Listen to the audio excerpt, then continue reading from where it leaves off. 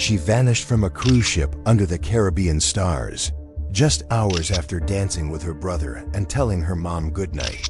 No body, no goodbye, just silence.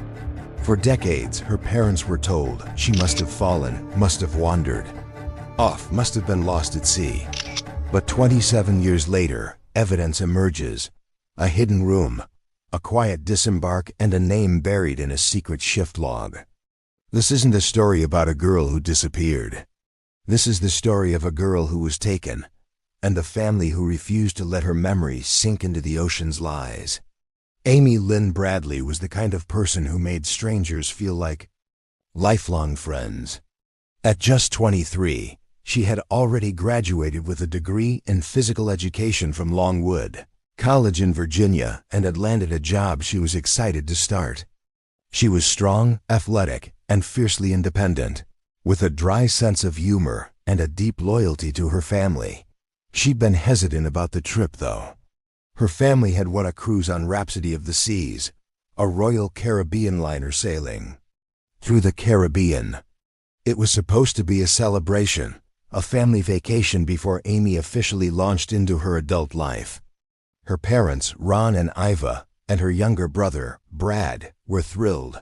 But Amy she had her reservations. Something about being on a ship, surrounded by strangers in international waters, didn't sit right with her. Still, for her family's sake, she agreed.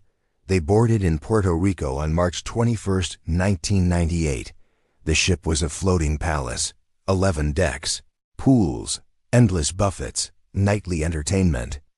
Amy spent the first couple of days taking photos, lounging in the sun, exploring the decks.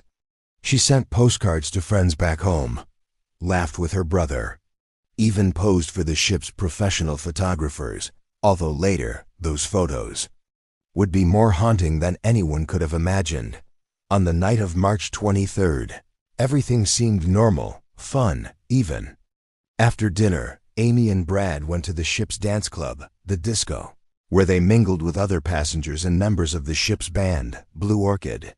One of the band members, Alistair Douglas, known as Yellow, seemed particularly friendly with Amy. There were pictures and video clips showing them dancing and talking. They stayed out until around 1 a.m., and then the siblings returned to their cabin. Their father, Ron, briefly woke when he heard them come in. He checked the clock. It was 1:05 a.m. Amy changed into a white tank top and green shorts, casual sleepwear, and stepped out onto the balcony to smoke a cigarette. Brad fell asleep. Ron dozed off again. That would be the last time anyone in Amy's family saw her. At 5:30 a.m., Ron stirred awake. The sun was rising. He looked toward the balcony and saw Amy sitting outside, just as she often did. He drifted back to sleep. At 6 a.m., he woke again. This time she was gone. The family's panic escalated quickly. Amy wasn't in the room, the bathroom, or anywhere else in sight. Her shoes were still in the cabin. Her cigarettes were gone. But her ID, purse, and room key were all left behind. And the ship was just minutes from docking in Curacao. Ron and Iva immediately alerted ship security. They begged them to delay letting passengers disembark, fearing Amy might have been abducted or fallen overboard. But the staff hesitated. Hours passed. Then, despite the family's protests, they allowed thousands of passengers to leave the ship and roam freely across Curacao. The time a full search was conducted. Several hours later, Amy could have been anywhere. Royal Caribbean's response was, at best, sloppy. At worst, negligent. They delayed announcing the disappearance over the PA system. Security didn't lock down the ship. Cameras were reviewed late. Even the captain's cooperation felt half-hearted. Amy's mother, Iva, later recalled watching guests joke around at the breakfast buffet while she was sobbing, begging someone, anyone, to help find her daughter. That day turned into night, and Amy didn't come back. Initial theories swirled. Had she fallen overboard? But Amy was a strong swimmer, former college athlete. The sea was calm that morning, no one heard a splash. And she was wearing flip-flops, not the kind of footwear you'd go for a stroll on the slippery top deck in. Then came the cruise ship. Photos. When the Bradley family went to retrieve photos from the onboard photographer's gallery, they noticed something chilling. Pictures of Amy, smiling and alive, were missing from the display boards. Every other guest had theirs up. Amy's had been selectively removed. That same evening, a passenger told Ron something even more disturbing. A crew member had told her Amy was probably already on shore with the crew guys she'd been hanging out with. But that didn't match anything the family knew. Amy wasn't close with any crew, and no one had seen her leave the ship that morning. Except, maybe, someone had died the next day. A witness came forward. A Canadian woman claimed she had seen Amy walking hurriedly toward the gangplank just after dawn, with two men who looked like crew members. The woman didn't think much of it at the time, but when she later saw Amy's face on the missing poster, she was sure it had been her. That tip would be one of dozens over the next several years, all unconfirmed. All frustrating. Days turned into weeks. The Bradley family stayed in the Caribbean, putting up flyers, offering rewards, doing media interviews. Curacao police cooperated, to a degree, but couldn't find any physical trace of Amy on the island. No surveillance footage. No DNA. No sightings that led anywhere solid. Royal Caribbean flew the family home with carefully worded apologies and a PR package. But the damage was done. Their daughter had vanished under their nose, under everyone's nose, and the world just kept moving on. Then, in 1999, a startling tip. A Navy officer claimed he saw Amy in a brothel in Curacao during a sting operation. He said she told him her name was Amy Bradley and begged him for help before she was whisked away. But he didn't report it until months later, fearing reprimand. The FBI took it seriously. But by then, there was no way to verify his account. The brothel had been burned down in a fire. No leads remained. Amy's parents held out hope, but the longer the silence stretched, the harder it became. They clung to each new reported sighting in Barbados, in the Virgin Islands, even in South America, but none were confirmed. Over the years, her name faded from headlines, until a Netflix documentary in 2025 brought it back, and with it came new footage. A dock worker's camcorder. A background figure. A possibility.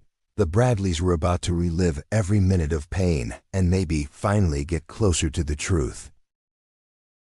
It was a Wednesday morning in July 2025. When the email came in. The message arrived at 2:13 a.m. in the inbox of local journalist Megan Klein, a true crime contributor based out of Tampa, Florida. She'd been covering cold cases for over a decade. Amy Lynn Bradley's among them. But what caught her attention wasn't just the subject line. I filmed her in 1998. She wasn't alone. It was the grainy video file attached. The footage was time-stamped March 24, 1998, the very morning Amy vanished.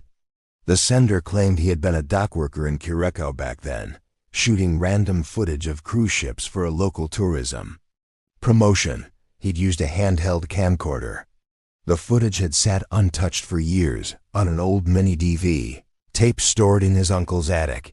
He only saw it recently when trying to digitize his family tapes. Now, with the release of Netflix's Amy Bradley is Missing documentary, he recognized the face in the background of one shot. A woman sitting stiffly on a bench behind two port vendors, her hair pulled back, wearing clothes not typically worn by tourists. And she looked scared. She looked like Amy. Megan watched the clip over and over. The woman looked over her shoulder several times. A man, tall, in a loosely buttoned shirt and sunglasses, lingered nearby. He wasn't speaking to her, but he wasn't leaving either. The video was 18 seconds long, but it felt like a lifetime. Megan forwarded the footage to the FBI tip line and then reached out to Amy's parents. By that point, Ron and Iva Bradley, had lived through more false hope than most families could survive.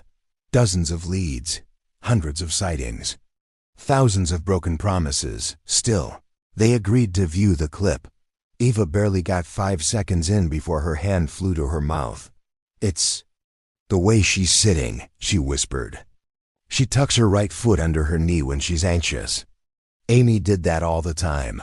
Ron froze the frame. The girl's face was turned slightly, her profile blurred by the low resolution. But the posture, the neck shape, the outline of her jaw, it all looked right. Brad, Amy's younger brother, stared silently. "That's her," he said. The clip was passed to retired FBI agent Tom Morano, who had consulted on Amy's case back in 1999 and had recently re-engaged with the documentary team. He sighed. "I've seen hundreds of false leads, but this one deserves serious scrutiny." The video reignited public interest. Within 48 hours of the documentary dropping, social media flooded with theories, Reddit threads, YouTube analysis. Former crew members from the Rhapsody of the Seas began reaching out anonymously to journalists. One even claimed that the ship's security team had received hush orders from higher-ups: do not pursue unverified sightings, and do not report missing passengers publicly unless instructed. And then came something stranger. A woman from Aruba emailed Megan Klein. She was 18 years old in 1998 and used to visit Kyoka often with her cousin.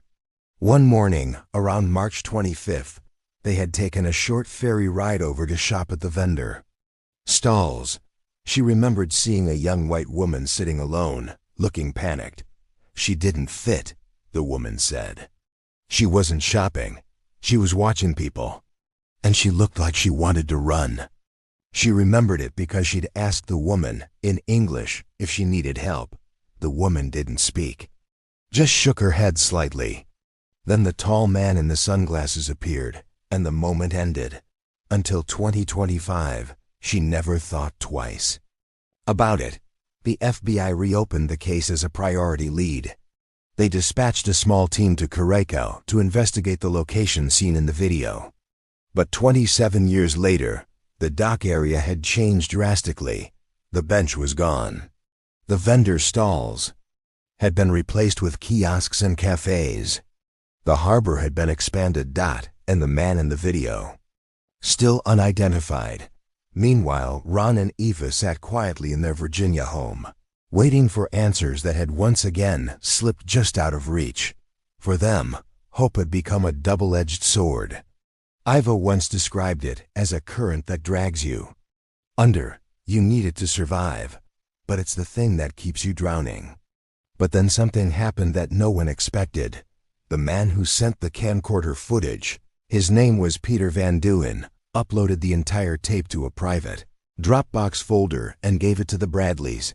The clip Megan had shared was just one portion. Another segment, 10 minutes later, showed something else. A white van parked behind the vendors. The same tall man walking toward it. The camera jerked and refocused. The young woman, possibly Amy, walking hesitantly toward the open side door. The van drives off. It's the last few frames that hit hardest. In the reflection of a nearby window, a second man is visible, wearing a Royal Caribbean staff lanyard. The footage was grainy, incomplete, and unverifiable in court. But it told a story that Amy's family had feared all along. She didn't vanish. She was taken, and someone from the ship may have been involved. Theories reignited. Was she trafficked? Was she targeted? Had someone on the ship, or more than one person, been watching her, waiting for the right moment? Blue Orchid, the ship's band, had long been under scrutiny. Some passengers remembered Amy talking to Yellow, the keyboardist, in the hours before she disappeared. A handful said she looked uncomfortable, like she was trying to back away from something. But nothing ever stuck. No charges. No formal investigation. Now, with the camcorder footage showing a Royal Caribbean lanyard on a second man, standing beside the van that a terrified woman entered, The silence began to crack. Amy's case had always haunted those who knew her. But now it began to haunt those who didn't. Young women who had never stepped foot on a cruise ship were posting TikToks about her. Reddit sleuths were matching crew staff photos to blurry freeze frames. Retired ship workers were quietly contacting journalists like Megan Klein. And the FBI, for the first time in years, issued an official bulletin.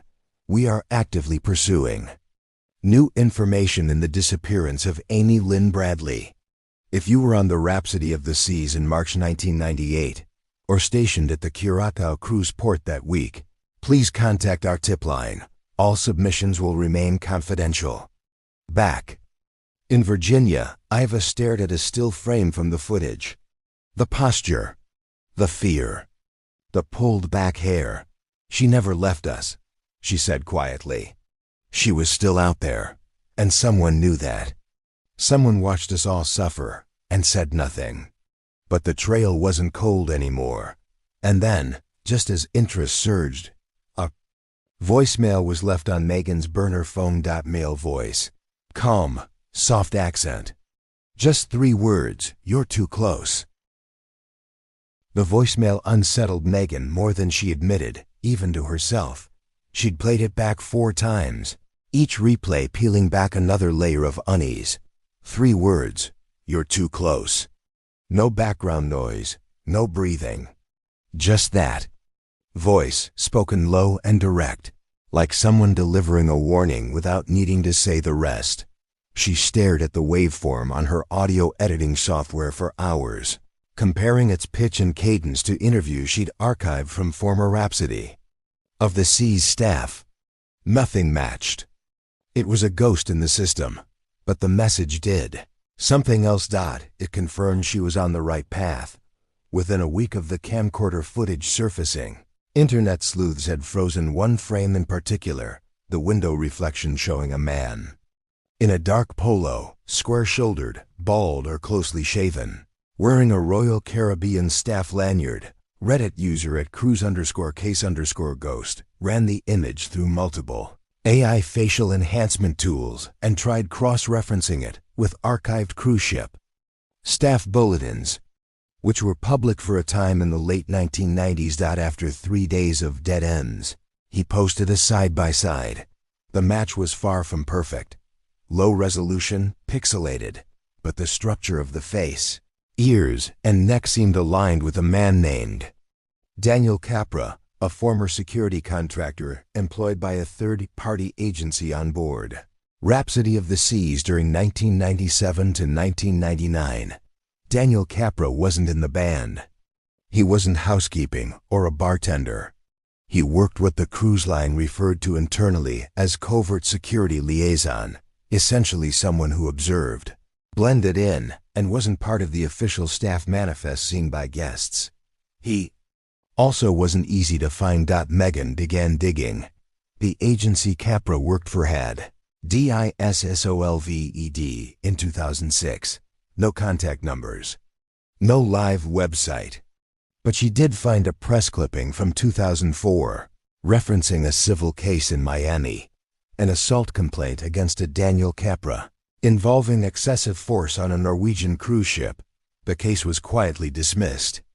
Settled out of court. She tracked down the plaintiff, a retired Argentine nurse named Gloria Martinez, now living in Arizona. Gloria remembered him vividly. He had those cold eyes, she said in their phone call. Not angry, just watching. I told him someone had followed me into a stairwell. Instead of helping, he said I was probably mistaken and told me to go back to my room before I get into trouble. She said he wore a badge on a chain tucked under his shirt and spoke to her like a man used to being obeyed. When Megan asked if she'd seen a Royal Caribbean lanyard on him, Gloria answered instantly. Yes, navy blue, gold trim. Same one as the crew. Back in Virginia, Amy's brother Brad had started his own digging. Fueled by sleepless nights and the guilt of having been asleep in the same room when his sister disappeared, Brad had spent the last 2 decades walking the tightrope between obsession and grief, The Netflix documentary had reignited his focus. He pulled out a folder he'd kept buried in the back of his closet, one that held copies of all official cruise documents the family had managed to secure from Royal Caribbean after years of pressing. Among them, a list of third-party contractors. Aboard the Rhapsody in March 1998, Daniel Capra's name wasn't listed, but there was a D.C. Rivera. Different surname, different middle initial, or a misprint. Brad stared at the name. It hadn't meant anything back then. Now, it might be everything. Megan reached out to a former cruise ship HR coordinator who'd worked briefly with Royal Caribbean. In the late 90s, she agreed to talk off the record, and only if her name was never published. When Megan asked about the D.C. Rivera listing, the woman sighed. That wasn't his real name. We weren't allowed to keep actual 30 identities in our systems. Too much liability. So you gave them aliases? No, they gave us aliases, she paused. It was standard back then. Some of the contractors weren't even background checked properly, just names on a spreadsheet and a passport stamp. And this Rivera only sailed on one voyage. March 21st to 28th, 1998.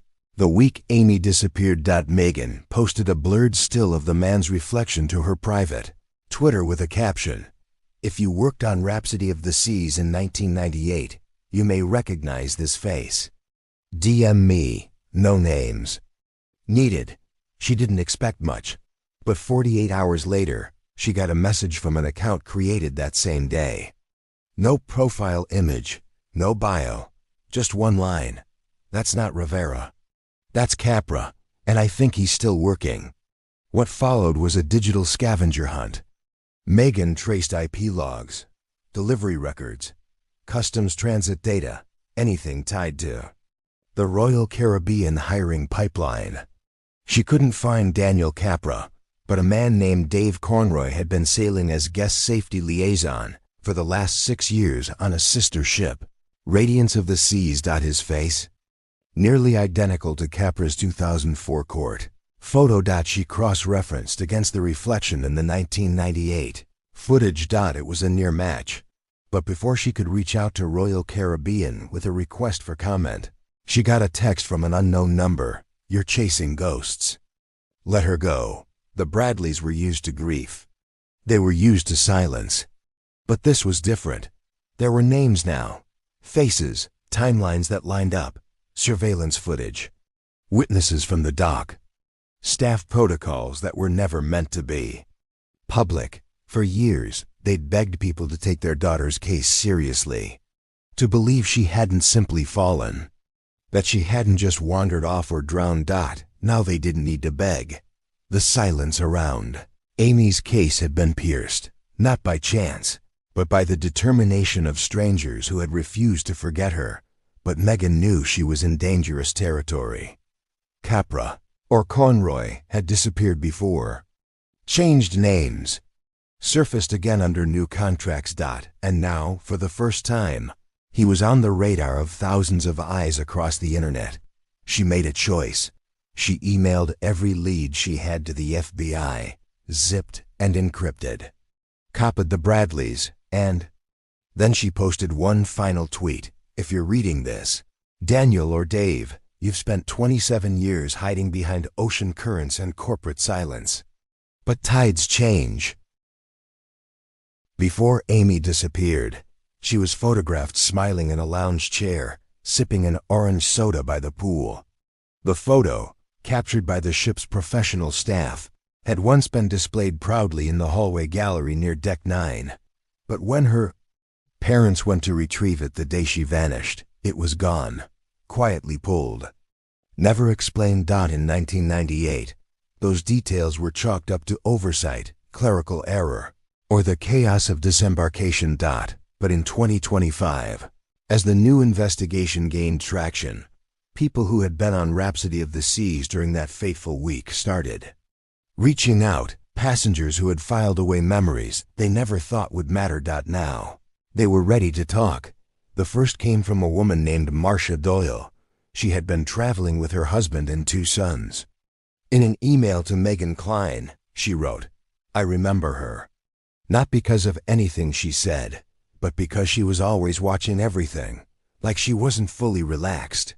Like something was off." Marcia recalled a strange encounter too. Nights before Amy vanished.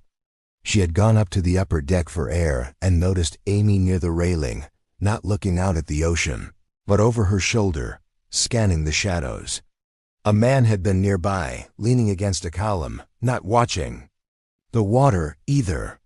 Watching Amy. "I thought maybe it was a boyfriend thing," Marcia wrote. "But when I saw that documentary this year, I got sick to my stomach." Megan followed up with a call. Marcia was clear on one detail: the man wasn't from the band. He wore a dark polo and slacks. No name tag. He had that look. She sighed. Not friendly, not concerned, just calculating. Another tip came from a retired teacher in Minnesota named Paul Sloan, who had been on the cruise with his sister. He remembered an evening where Amy and her brother Brad had been in the elevator with a group of people, Paul included. Amy stepped off on deck 5, and just before the doors closed, Paul saw a crew member quickly enter the hallway behind her. "I thought it was odd," Paul wrote. "He hadn't been in the elevator. He just sort of emerged, like he'd been waiting." He couldn't remember the man's face, but he remembered the posture, stiff, hands behind his back, like military. And then there was the oddest lead of all. A woman named Renee Hullis, who now lived in Toronto, contacted Megan after seeing a slowed-down frame of the camcorder video on Twitter. She said she'd been docked in Curacao that very morning, part of a separate cruise. She and her partner had gone ashore early, and while waiting for their taxi, Renee saw a young white woman sitting rigidly on a bench. Renee's memory was sharp. She didn't look drunk or high. She looked trapped, like she was doing the math in her head, figuring out if she could outrun someone. Her partner at the time didn't remember much, but Renee's memory was specific. The girl was wearing green shorts and a white tank top, the same outfit Amy had last been seen in. "She looked at me," Renee said, "and it was like she was screaming with her eyes." None of these stories on their own were conclusive, but together they created a pattern, one that Megan, the FBI, and even amateur sleuths could no longer ignore. It wasn't just that Amy vanished. It was how she was watched beforehand. Targeted, cornered, removed.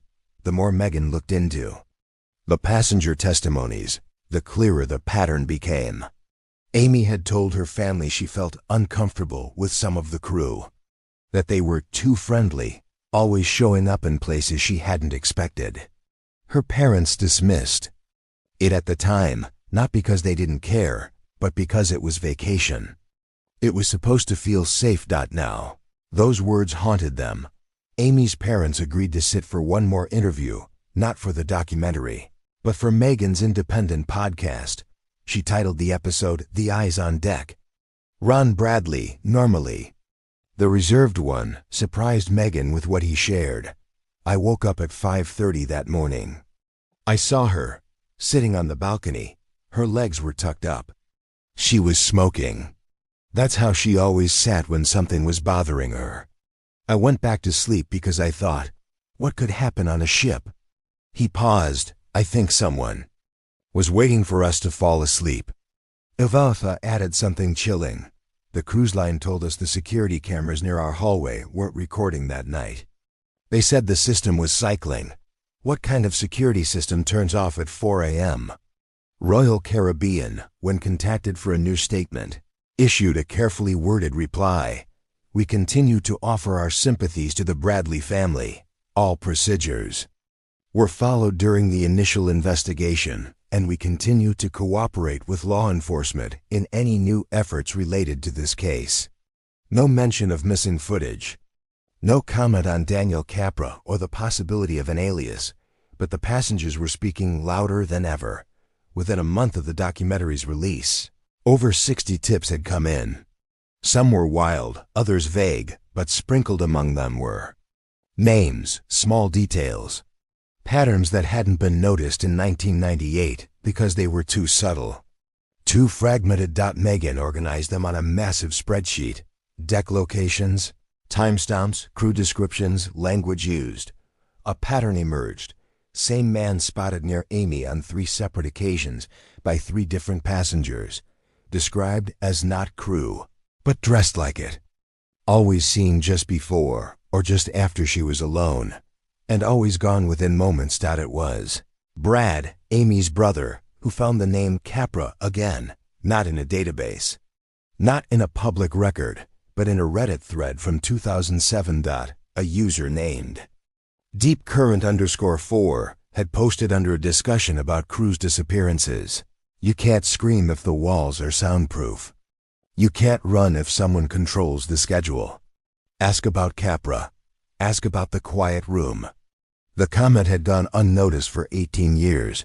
Now it felt like a map. Megan tried messaging the account. It was inactive.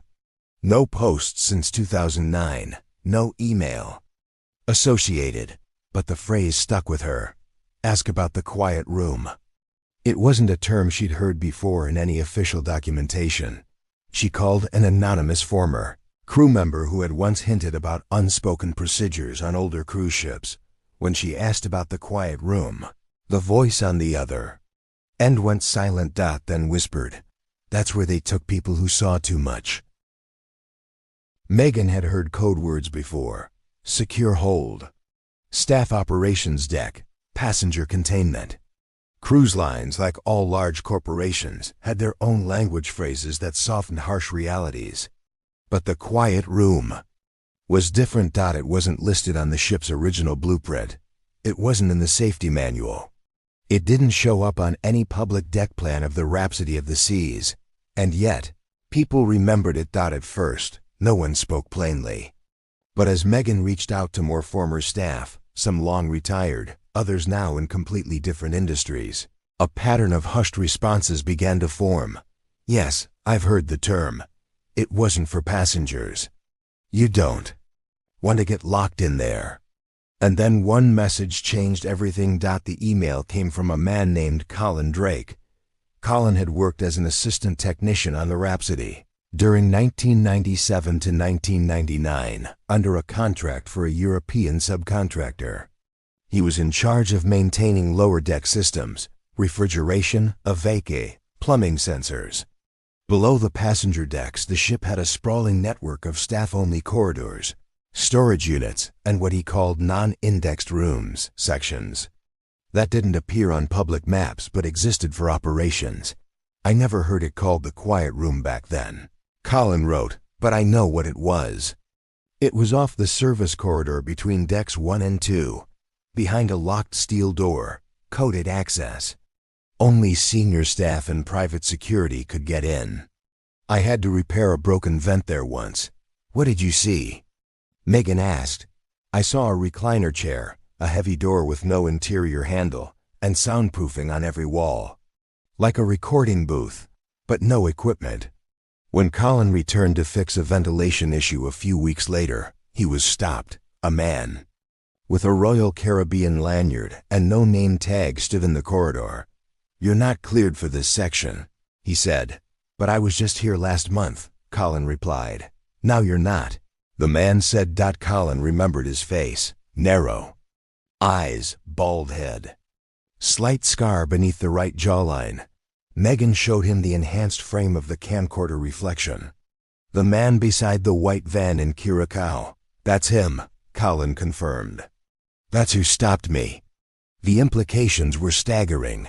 There had been a room on the Rhapsody, purpose-built, concealed, staffed, and not for anything above board. A room where Amy might have been taken in those early hours before the ship docked. A room where no one could hear her scream. A room that didn't exist on paper. Megan reached out to the ship's original Norwegian architect, Erik Rasmussen, who now lived in Denmark. She asked him directly, was there ever a room between decks 1 and 2 used for passenger isolation? He didn't answer for 15 seconds. Then, in a low voice, "I was told not to ask, only to insulate it." She pressed further. He finally said, Some rooms aren't designed for people. They're designed for silence. Amy's parents, Ron and Eva, had sat through more meetings, interviews, and late-night calls than they could count. But when Megan presented this new detail, a real physical location that might have been used to hold Amy before she was taken off the ship, Ron's face turned stone. "That explains the delay," he said. "They didn't want anyone disembarking too early, not because they were looking for Amy, because they needed time." Iva whispered, "We were walking over that floor, while our daughter may have been beneath it." Megan filed a Freedom of Information Act request with the FBI for any internal communications regarding non-standard containment procedures aboard Rhapsody of the Seas during their initial 1998 investigation. It was denied, citing sensitive operational security. The agency declined to confirm or deny the existence of such facilities aboard commercial vessels. But by now, the evidence was building. Too many people, too many whispers, too many near matches to ignore. And then came a message from someone who said they had been locked in the quiet room. Her name was not given. She used the alias Elena and contacted Megan via Proton Mail. Her story was brief, but chilling. In 1997, Elena had taken a cruise with her then-boyfriend. They had a fight after he became physically aggressive in one of the bars. Security was called, but instead of helping, they isolated her. They said it was for her safety. She was taken down a metal staircase, then through a corridor. That didn't match any deck plan. No windows. Just dull gray walls. They put her in a small room. No clock, no mirror, soundproof, she screamed. No one came. 4 hours later, she was let out and told that she had blacked out and made a scene. They handed her a drink and a paper slip waving liability. She was too shaken to argue. She went home and tried to forget, but when she saw the word "quiet room" on Megan's Twitter thread, everything came back. "I'm not saying I saw Amy," she wrote, "but I'm saying they had a place to make people disappear, temporarily or permanently." Theories now were no longer theories. They were blueprints. What had once been off as conspiracy, a girl vanishing without a trace, was becoming a picture of control, coordination, and possibly covered. Up. Amy may have never left the ship willingly. She may have been monitored, coerced, and taken to a place built specifically to erase her. And someone still alive knew what happened. Megan received one more message that week. No name, no context, just a subject line, "Look in the charter logs," and an attachment, a PDF, titled Rhapsody _internal _shift _SCHED _032498.pdf. Inside, on the very last page, a roster of late-night crew rotations. Line 47, Security, DC Rivera Deck 2, Quiet Hold 315-4. The name, the time, the place, everything was there. Curacao, March 24, 1998. The Rhapsody of the Seas docked at approximately 6 a.m., with disembarkation scheduled for 7:15 a.m. sharp. For most of the 2,000 passengers on board, it was just another stop on a sun-soaked vacation. But for Amy Lynn Bradley, if she was still alive at that moment, it was likely her final chance to be seen. 20-7 years later, Megan Klein and Brad Bradley sat hunched over a screen in Megan's office, staring at a shipping manifest and a series of time-stamped dock logs, documents released under a reluctant Freedom of Information request to Dutch Antilles Port Authority. "You see that?" Megan said, tapping the monitor. "There's a 17-minute gap between the time the gangway was secured and the start of regular passenger disembark." Brad leaned in, 6:41 a.m. to 6:58 a.m. a brief, quiet window. No official movement recorded. No passengers allowed down yet. And yet, a side note scribbled in faded ink. Service van cleared, crew manifest signed out. One staff escort, no name, no plate number. No cargo listed. The disembark logs also confirmed something else. Amy's name had not been scanned exiting the ship. Not through the main passenger system, but the staff scanner. That was another story. Megan had spent weeks trying to get access to internal clearance records. Royal Caribbean had stonewalled every inquiry. But a former dock agent, speaking anonymously, admitted under pressure that during the late 90s, there was flexibility in how certain crew were allowed to exit vessels. Back then, not every exit was digital, he said. You had paper sign-outs, especially for port errands or medical runs. We had crew with handwritten notes from security heads walking right past customs.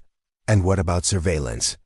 Megan asked. The man shook his head. The port had cameras, yes. But the tapes? Stored for 7 days.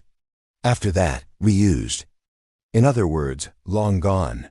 But one lead remained. An overlooked mention from a cruise forum in 2006. User claiming to be an ex-logistics handler wrote, "When we'd arrive in Curacao, there was always one unmarked van that came on board pre-disembark. Crew claimed it was for provisioning or port staff transfer. But I never saw any gear in it, just people getting in, quietly. That van, unmarked, without any official company logo, appeared in the background of Peter Van Duyn's 1998 camcorder footage. The same van Amy seemed to walk toward, and standing near it, the man in the Royal Caribbean lanyard. The one now believed to be Daniel Capra, operating under the alias DC Rivera. Amy's father, Ron, had long believed his daughter never made it off the ship, but now, he sat in stunned silence as the pieces formed a terrible picture. Hadn't stopped looking because the case went cold. They'd stopped because the trail was intentionally buried. "You're telling me," Ron said, his voice low, "that someone used that van to smuggle her out? Before anyone even realized she was missing?" "Yes," Megan said, "and someone signed off on it." The deeper Megan dug into the shipping manifests and staffing charts, the more contradictions appeared. One security officer, assigned to Deck 4 during the 6 a.m. shift, had no last name. Just initials, CC, that officer's duty station, listed as Porter Escort. A former crew staffer, when shown the name, confirmed it didn't match any known crew member. That's what they used when an outsider needed to be listed. For paperwork, he said. Usually private contractors. Sometimes off the books.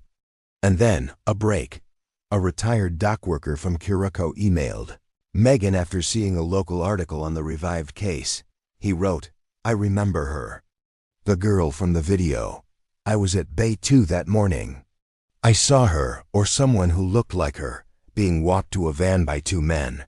She didn't struggle, but she didn't speak either." Megan called him immediately. She had green shorts. He confirmed. White top, brown ponytail, like a college kid. And she looked pale. "Did she look injured?" Megan asked. "No, just blank. Like someone told her to keep quiet or else." What haunted the Bradleys most wasn't just that Amy may have been smuggled off the ship under their feet. It was the possibility that someone on board knew exactly what had happened and said nothing. A silent chain of complicity. Security, who looked the other way. Port officials who never asked questions. Staff who had seen something, but were afraid to talk. Amy's mother Iva said it best. "There are people who think she's been gone all this time. But we know better." She was alive that morning, and if she made it to that van, it means someone could have saved her. In mid-August 2025, the FBI released a quietly updated statement. "We have reopened lines of inquiry into third-party contractors connected to maritime security operations aboard Rhapsody of the Seas between 1997 and 1999. All individuals with knowledge of staffing or transit activity in Curacao on March 24, 1998 are asked to come forward." It wasn't the confession the Bradleys hoped for, but it was the closest thing to official accountability in 27 years. And then, Megan received one last tip from someone claiming to have seen Amy. After Curacao, the message came from a woman in Bogota, Colombia. She had watched the Netflix documentary, then saw Megan's footage online. She swore she'd seen Amy, or someone who looked just like her, working at a private, members-only lounge in Bogota around 2003. She served drinks, spoke English, never smiled. I asked her once where she was from. She said, Virginia, and walked away. When the woman returned 2 days later to inquire again, the girl was gone, replaced by someone else. The lounge had changed ownership. No records kept. No staff photos archived. Just another dead end? Or the final piece of the truth? By the time Amy Lynn Bradley's case reached its 27th year, it had gathered all the ingredients of a modern legend: the smiling family vacation photos, the vanished daughter, the eerie nightclub footage, and a cruise line cloaked in silence. But this wasn't folklore.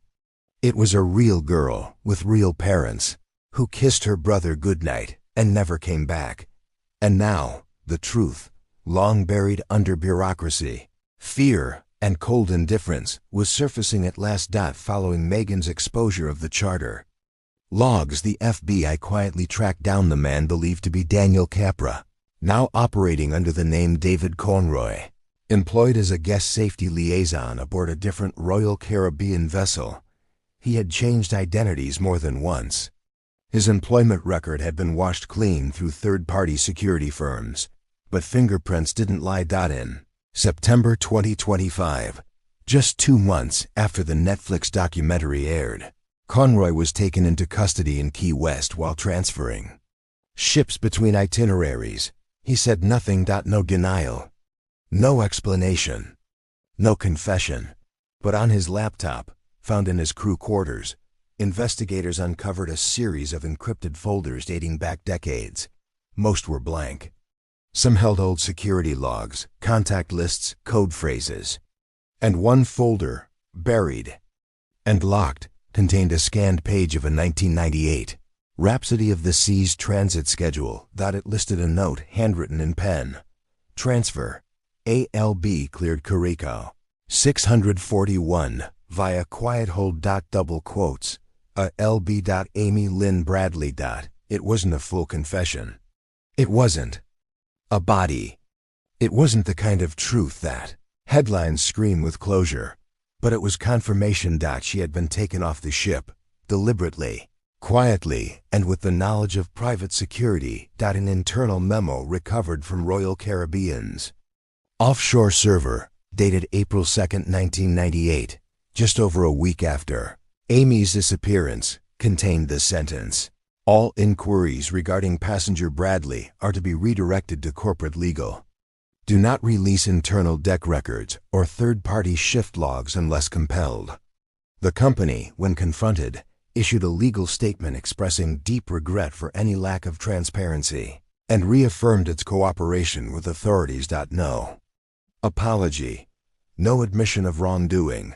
The Bradleys weren't surprised. In October 2025, the U.S. government officially reclassified Amy's case from missing presumed lost to unlawful abduction under maritime jurisdiction. The change didn't bring her home, but it rewrote history. It validated everything Ron, Iva, and Brad had fought for: every sleepless night, every interview, every tearful plea to the cameras when the world moved on. And then came something no one expected.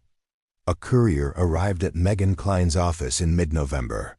No sender, no return address. Inside the padded envelope was a flash drive. It contained 2 things. First, a blurry photo of a woman in her late 20s, sitting on a bench at a marketplace in Venezuela. Short hair, tanned, thinner than Amy had been, but her jawline unmistakable. She was looking away from the camera, almost like she sensed it was there. Second, a 10-second audio clip. A woman's voice, strained, American accent, whispering, "My name is Amy Bradley. Please." Then static. Then silence. The voice was analyzed by 3 separate labs. 2 called it inconclusive, One said with 91% certainty.